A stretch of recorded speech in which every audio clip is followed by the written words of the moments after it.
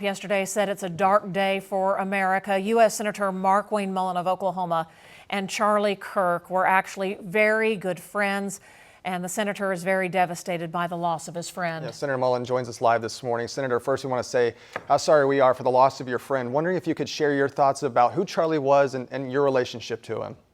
Well, thank you for that. But the biggest loss is his wife and kids, because the guy was not only a devoted Christian and believed in his love for Jesus Christ and wanted to share it with everybody, but the guy was a devoted father and a devoted husband. That was his biggest passion in life. And today they're waking up with a huge hole in their heart. I lost a friend.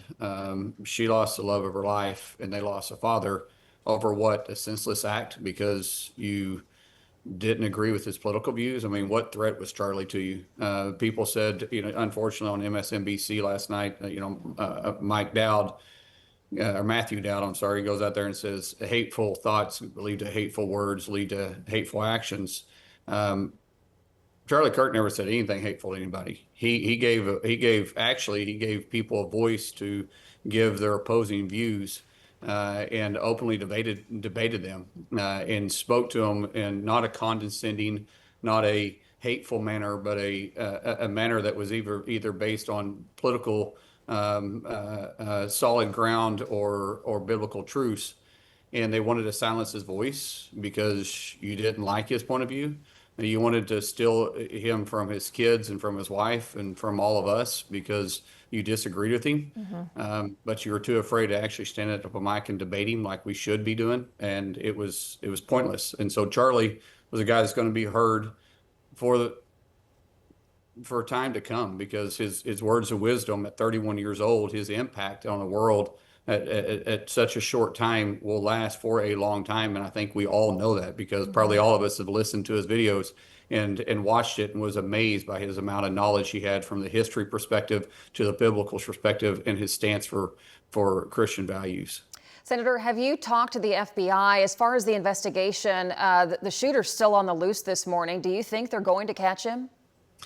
I have been on the phone with my friends in the FBI, and yes, they will catch him. I don't see how any way the guy can get on it, or whoever this person is can get in and out of campus, not be spotted. It's just a process of going through. I can't imagine their world that we're not able to catch him, or whoever the suspect is. We got to make the assumption it was a guy, but it could obviously be a female. And justice will be brought to the person. I thought it was there was a representative. I don't know if it was the attorney general, if it was if it was the governor. I really don't know who it was, but it was a political or a person of authority in Utah. Yesterday, doing an interview before I went on with Sean Hannity, and he reminded the world that Utah still has a death penalty, which that tells you how serious they're taking this. Mm-hmm. That's still all very raw for so many people waking up this morning.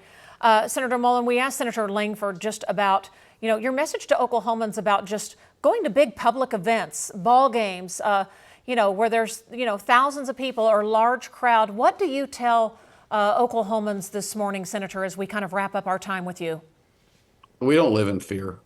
We can't allow someone else to dictate our behavior. Living in fear is no way to live at all. You live your life and be thankful we live in the great state of Oklahoma. I tell you, I'm stuck in Washington, D.C. right now, and just talking to you guys actually helps me, because it makes me long for being at such a beautiful state and a loving state and the true Bible Belt of the United States and Oklahoma. And so for all those that even is thinking that, live your life, enjoy it, don't live in fear. That's not how we honor everybody. That we allow them to win. Don't let your voice at all be silenced because of some senseless act like this. Senator Markwayne Mullin, thank you so much for your time. I know when Charlie Kirk came to OSU, your family got to spend a lot of time with him. You guys had a very close relationship, and we appreciate your time with News 9 this morning. Thank you. Thank you, Senator. Thank you.